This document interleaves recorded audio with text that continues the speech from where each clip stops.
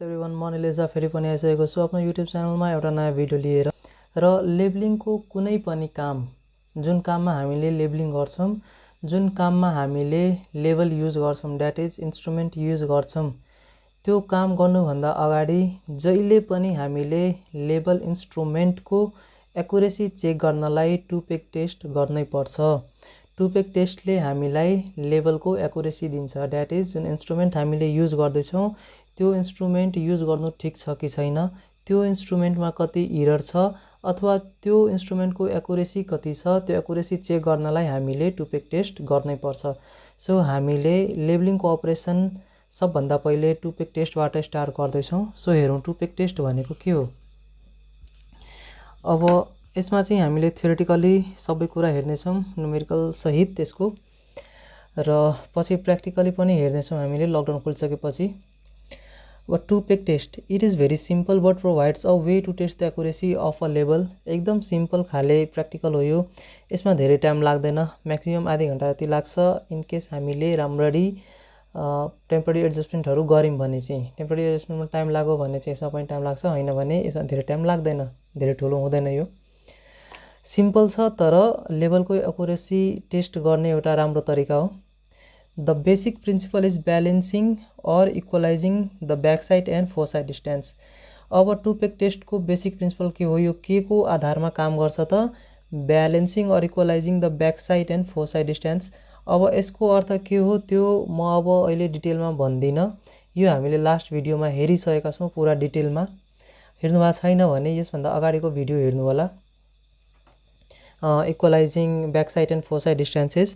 त्यो भनेको के हो भने कुनै पनि दुईटा पोइन्टको, मानौ एबी कुनै पनि दुईटा पोइन्ट छ भने त्यो दुईटा पोइन्टको बिचको, यहाँ हेरौँ, यो एबी कुनै दुईटा पोइन्ट छ भने अब यसको लेभल डिफरेन्स फाइन्ड गर्नलाई हामीले के गर्छौँ त, ठ्याक्कै दुईटैको मिड पोइन्टमा हामीले यो कम्प्लिट डी छ भने डी/2 डिस्टेन्समा, अथवा यो डी छ भने यो पनि डी हुनु पर्यो। सो ठ्याक्कै मिडवेमा हामीले इन्स्ट्रुमेन्टलाई प्लेस गरेर अनि दुईटै स्टाफमा रिडिङ लिन्छौँ र जुन रिडिङ आउँछ त्यही रिडिङको डिफरेन्स नै ए र बीको एलिभेसन डिफरेन्स हो। सो यसमा इरर हुँदैन, इरर एलिमिनेट भइसकेको हुन्छ र कसरी हुन्छ त्यो मैले यसभन्दा अगाडिको भिडियोमा देखाइसकेको छु। सो यही हो बेसिक प्रिन्सिपल टु पेग टेस्टको। The error is occurred when the line of collimation और line of sight is not perfectly horizontal but is at some angle while taking the reading. जति बेला हाम्रो line of collimation perfectly horizontal हुन्छ त्यति बेला हामीलाई error आउँदैन, तर लाइन अफ कोलिमेसन कुनै इन्क्लिनेसनमा छ भने, कुनै एङ्गलमा छ भने त्यति बेला हामीलाई इरर अफ कोलिमेसन आउन सक्छ। If the instrument is placed exactly midway between two staff readings or sightings, the vertical error reading on the staff is the same for each reading. Thus, the difference in the reading between the staffs will still give an accurate elevation difference. Knowing this, we can accurately determine the elevation of B related to E. यही कुरा मैले अहिले भर्खर भने यहाँ यही फिगरमा देखाएर, र यसको बारेमा डिटेलमा बुझ्नुपर्ने छ भने चाहिँ यसभन्दा अगाडिको भिडियो हेर्नु होला। त्यस भिडियोमा मैले डिटेलमा सबै कुरा भनेको छु फिगरसहित र त्यसको डेरिभेसन सहित कसरी आउँछ भनेर। सो अब स्टार्ट गरौँ हामीले टु पेग टेस्टको procedure, that is two peg test हामीले कसरी गर्ने। सो पहिला त यो प्रोसिजरको सबै स्टेप मैले पढेर सुनाउँछु र त्यस पछाडि हामीले फिगर बनाएर हेर्ने कस्तो हुन्छ है। अब टु पेग टेस्टको प्रोसिजर स्टार्ट गरौँ। प्रोसिजरमा के भनेको छ, in a level terrain two stations are marked 30 metre or 50 metre apart. कुनै एउटा लेभल सर्फेसमा हामीले दुईटा स्टेसन मार्क गर्छौँ ए एन्ड बी। त्यो दुईटाको बिचमा 30 मिटर और 50 मिटर, अब कति स्पेस छ त्यो हिसाबले हामीले दुईटाको बिचको हरिजन्टल डिस्टेन्स राख्छौँ। The level or instrument is set up exactly midway between them, say at C. अब ए र बीलाई कनेक्ट गर्ने जुन लाइन हुन्छ ठ्याक्कै त्यसको बिचमा हामीले इन्स्ट्रुमेन्टलाई प्लेस गर्छौँ र त्यो पोइन्टलाई हामीले सुरुमा सी भनौँ है अहिलेलाई चाहिँ। First, cite the staff at A and note the reading. Then cite the staff at B and note the reading. र त्यो मिडवेमा जति बेला हामीले प्लेस गरिसकेको छौँ इन्स्ट्रुमेन्ट, अब टेम्पररी एडजस्टमेन्टहरू सबै गरेर त्यस पछाडि हामीले सुरुमा एमा भएको स्टाफलाई साइट गर्ने, त्यस पछाडि हामीले बीमा भएको स्टाफलाई साइट गर्ने र दुईटै रिडिङ हामीले नोट गर्ने। Calculate the elevation difference between A and B between A and B by subtracting the staff reading of less value from the other. अब A र B को बीचमा एलिभेसन डिफरेन्स फाइन्ड गर्नलाई हामीले दुईटै भ्यालुलाई जुन ठुलो छ त्यसबाट सानो भ्यालुलाई घटाउने। फर इक्जाम्पल यहाँ दिएको छ स्टाफ रिडिङ एट A आयो मेरो 2 metre, staff reading at B आयो मेरो 1.500 metre. So elevation difference A and B भनेको 2 - 1.5, 2 - 1.5 is 0.5 metre. Let the elevation difference in this case be delta. डेल्टालाई मैले एलिभेसन डिफरेन्स एज्युम गरेको छु यहाँ। सो डेल्टा इक्वल्स टु 2 - 1.5, ठुलोबाट सानो घटाएँ अनि 0.5। सो फरक पर्दैन, ठुलोबाट सानो घटाउँदा सानोबाट ठुलो घटाउँदा क्वान्टिटी त्यही आउने हो, भ्यालु त्यही आउँछ, जस्ट पोजिटिभ र नेगेटिभको फरक हुन्छ, त्यसले यसमा फरक पर्दैन एकुरेसी चेक गर्नलाई। Then place the instrument at another position near A or B 3 metre or 4 metre 5 metre from any of the stations. अब त्यस पछाडि A र B मा रिडिङ लिइसकेका छौँ हामीले बीचमा राखेर, त्यसरी हामीले लेभललाई त्यहाँबाट उठाएर A को नजिक चाहे B को नजिकमा राख्छौँ। अब कति नजिक राख्ने त 3 मिटर और 4 मिटर और 5 मिटर है। र त्यस पछाडि फेरि हामीले A मा र B मा हेर्ने र दुईटैको रिडिङ नोट गर्ने। Again take the staff reading is at A and B and find the elevation difference. र A र B मा रिडिङ लिइसकेपछि फेरि हामीले एलिभेसन डिफरेन्स फाइन्ड गर्छौँ र यो केसमा हामीले एलिभेसन डिफरेन्स डेल्टा 1 भनेका छौँ। Now compare delta and delta 1। If delta equals to delta 1 there is no error and the instrument used is 100% accurate. अब यो डेल्टा र डेल्टा 1 दुईटै बराबर आएको छ भने त्यसमा केही पनि एरर छैन र हामीले युज गरेको इन्स्ट्रुमेन्ट 100% एक्युरेट छ। If delta is not equal to delta 1 then find the difference between delta and delta 1। Set delta minus delta 1 equals to delta dash. यो डेल्टा ड्यास चाहिँ डेल्टा र डेल्टा 1 को difference हो। And find the collimation error per unit length. So अब collimation error per unit length find गर्ने E equals to delta dash by distance between A and B। तर त्यस पछाडि हामीले एक्युरेसी फाइन्ड गर्छौँ। अब यही कुरालाई हामीले फिगर बनाएर हेरौँ।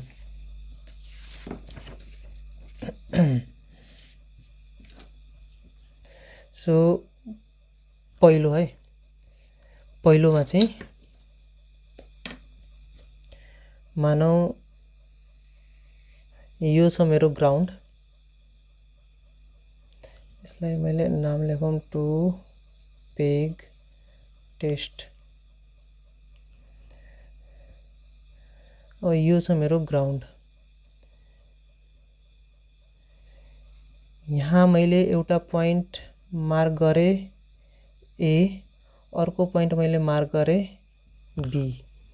अब यो दुईटा बीचको जुन डिस्टेन्स छ त्यो डिस्टेन्स मानौ अहिलेलाई यो छ 50 मिटर, यो दुईटाको बीचको डिस्टेन्स छ 50 मिटर। यो बीचमा एउटा पोइन्ट छ मानौ C, अहिलेलाई चाहिँ यो बीचको एउटा पोइन्ट छ C र यो AC र BC, यसको डिस्टेन्स चाहिँ हामीलाई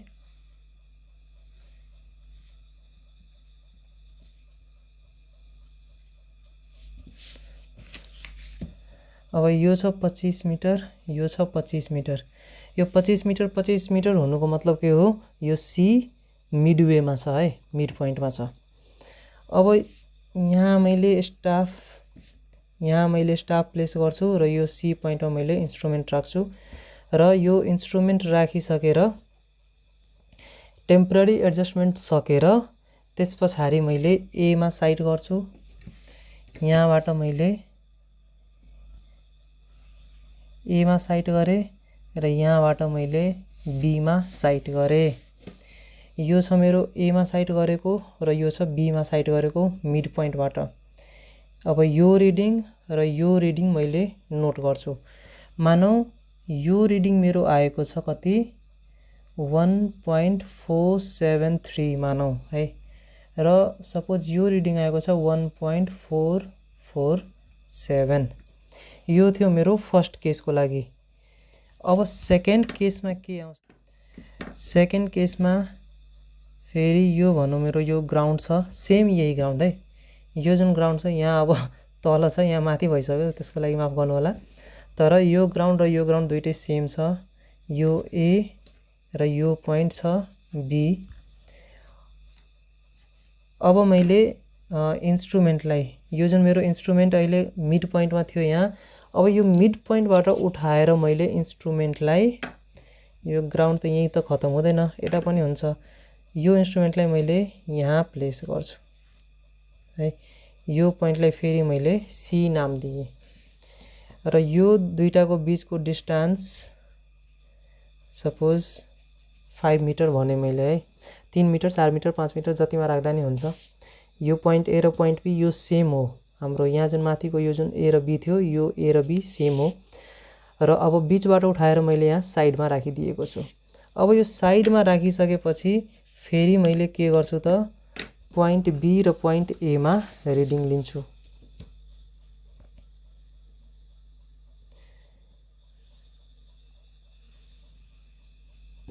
है।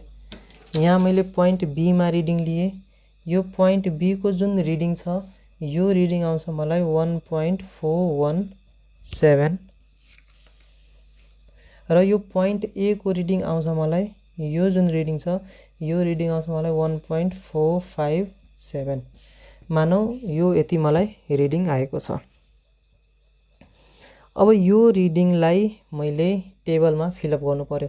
अब तपाईले हेर्नुहुन्छ यहाँको रिडिङ, यो स्टाफ रिडिङ र यो स्टाफ रिडिङ फरक छ, 1.473 छ, यहाँ 1.457 छ, यहाँ 1.447 छ, यहाँ 1.417 छ। यो फरक किन आयो? यो फरक किन आयो भने यो जुन हाम्रो ग्राउन्ड सर्फेस छ, ग्राउन्ड सर्फेस हरेक ठाउँमा सेम हुँदैन। यो ए र बी पोइन्ट हाम्रो सेम छ, जुन हाइटमा छ। मानौ अहिले यो 1.473 1.447 हाईएस्ट भ्यालु त यसको हो नि 1.473। सो यो ए पोइन्ट जसको भ्यालु ठुलो हुन्छ त्यो जहिले पनि फलमा हुन्छ। सो यहाँ हेरौँ 1.457 1.417 यसमा पनि हाईएस्ट भ्यालु यही छ, सो ए फलमै छ।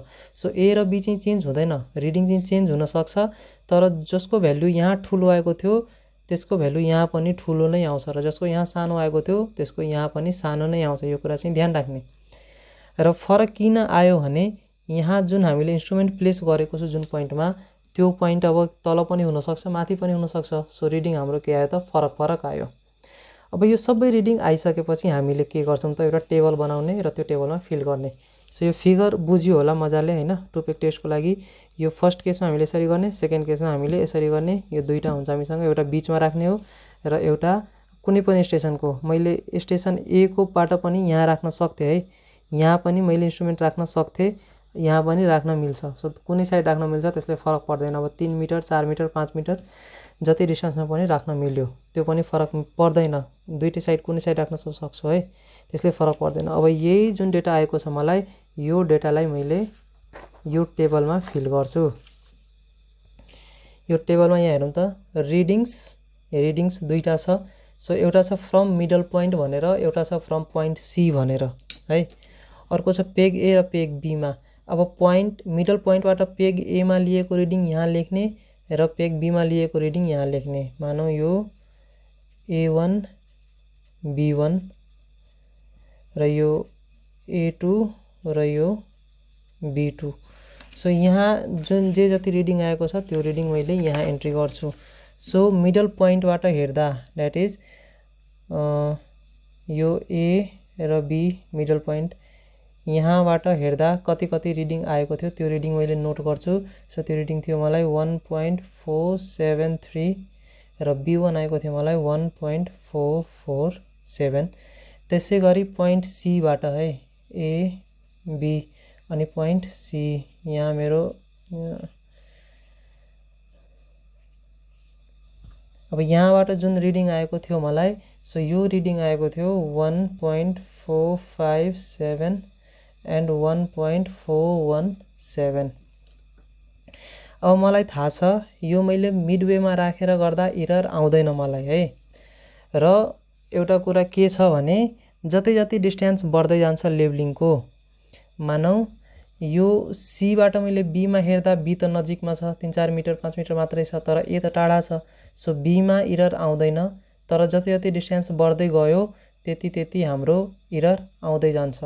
सो ए मा आउँदा अलिकति एरर आउँछ, त्यो एरर चाहिँ परमिसिबल एरर भित्र छ कि छैन त्यो हेर्ने हामीले है। सो यसैको लागि हामीले क्याल्कुलेसन गर्दैछौँ। अब मैले क्याल्कुलेसन गर्नलाई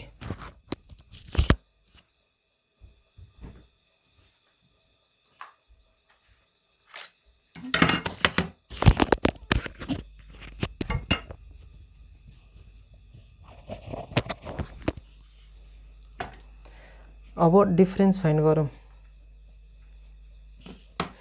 डिफरेन्स फाइन्ड गर्नलाई मैले के भनेको थिएँ, हायर भ्यालुबाट लोअर भ्यालु घटाउने है। सो हायर भ्यालु कति छ मेरो 1.473 माइनस 1.447, यो भनेको आयो 0.026। त्यस पछाडि 1.457 माइनस 1.417, यो भनेको आयो 0.040। ल मैले के भनेको थिएँ यहाँ हेरौँ, डेल्टा इक्वल्स टू डेल्टा 1 छ भने there is no error and the instrument use 100% accurate. यहाँ डेल्टा इक्वल्स टू डेल्टा 1 छ छैन, सो केही न केही एरर त छ। अब मैले फाइन्ड गर्छु डेल्टा ड्यास। डेल्टा ड्यास यहाँ के भनेको छ, delta minus delta 1। So delta कति छ, अब यहाँ पनि मैले ठुलोबाट सानो घटाउँछु। सो मैले अब डेल्टा 1 माइनस डेल्टा गर्छु, यो गर्दा पनि हुन्छ तर नेगेटिभमा आउँथ्यो त्यसले पनि फरक पर्दैन। So 0.040 minus 0.026, so 0.040 minus 0.026, this is equal to 0.014। यति आयो डिफरेन्स डेल्टा ड्यास। अब एक्युरेसी फाइन्ड गर्नु पर्यो मैले। So accuracy is equal to delta dash भनेको कति आएको छ 0.014 र horizontal distance A and B को डिस्टेन्स कति छ त 50 मिटर छ। यहाँ यो जुन 50 मिटर अघि राखेको थिएँ, सो 0.014 बाई 50। अब हेरौँ, अब मैले यसलाई चाहिँ 1 बाई यतिको फर्ममा लिएर जानु पर्यो। सो यो जुन 50 छ, यो 50 डिभाइडेड बाई 0.014,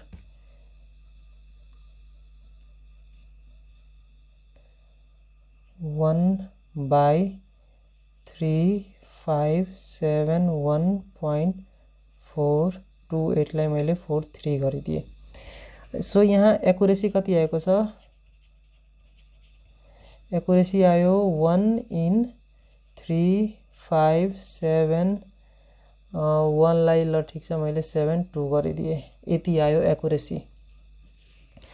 तर यो अब मैले एक्युरेट यो जुन मेरो लेभल मेसिन छ, जुन मैले यहाँ थ्योरेटिकलीको लागि युज गरेको छु आफ्नै मनले भ्याल्यु राखेर, यो मैले युज गर्न मिल्छ कि मिल्दैन। एक्युरेसी 1 in यति आयो, द्याट इज हामीले यति मेजरमेन्ट गऱ्यौँ भने 3572 मिटरको मेजरमेन्ट गऱ्यौँ भने 1 मिटरको एरर आउँछ।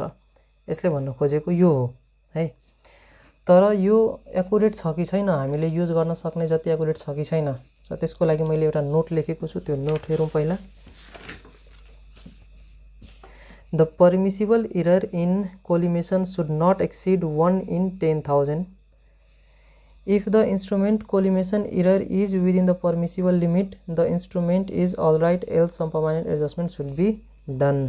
So यहाँ हेरौँ त 1 in 10,000, that is कुनै पनि 1 in 10,000।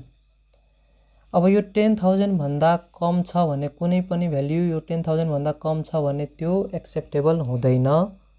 त्यो इन्स्ट्रुमेन्टको एरर धेरै बढी छ र त्यो हामीले युज गर्न मिल्दैन। सो हामीले युज गर्ने जुन इन्स्ट्रुमेन्ट हुन्छ त्यसको एरर 1 in 10,000 भन्दा 1 in 10,000 भन्दा सानो हुनु पर्यो। 1 in 10,000 भन्दा सानो हुनु भनेको यो 10,000 भन्दा यो जुन भ्याल्यु छ यो भ्याल्यु चाहिँ ठुलो हुनु पर्यो। टोटलमा चाहिँ सानो हुनुपर्छ तर यो 10,000 भन्दा ठुलो हुनुपर्छ। 1 in 11,000, 1 in 12,000, 1 in 15,000, 1 in 25,000 यो सबै राम्रो हो। तर 1 in 9,000, 1 in 8,000, 1 in 7,000 यो सबै त्यस्तो राम्रो होइन युज गर्नलाई। सो टु पेक टेस्टको लागि हाम्रो एक्युरेसी कति चाहिन्छ त 1 in 10,000 एटलिस्ट है। 1 in 10,000 भन्दा केही पनि बढी छ भने, एरर बढी छ भने चाहिँ हामीले युज गर्न मिल्दैन। एक्युरेसी यो भन्दा बढी हुन सक्छ तर एरर यो भन्दा बढी छ भने चाहिँ युज गर्न मिल्दैन। अब 1 in 10,000 भन्दा माथि 1 in 11,000, 1 in 12,000 छ भने युज गर्न मिल्छ, द्याट इज ओके।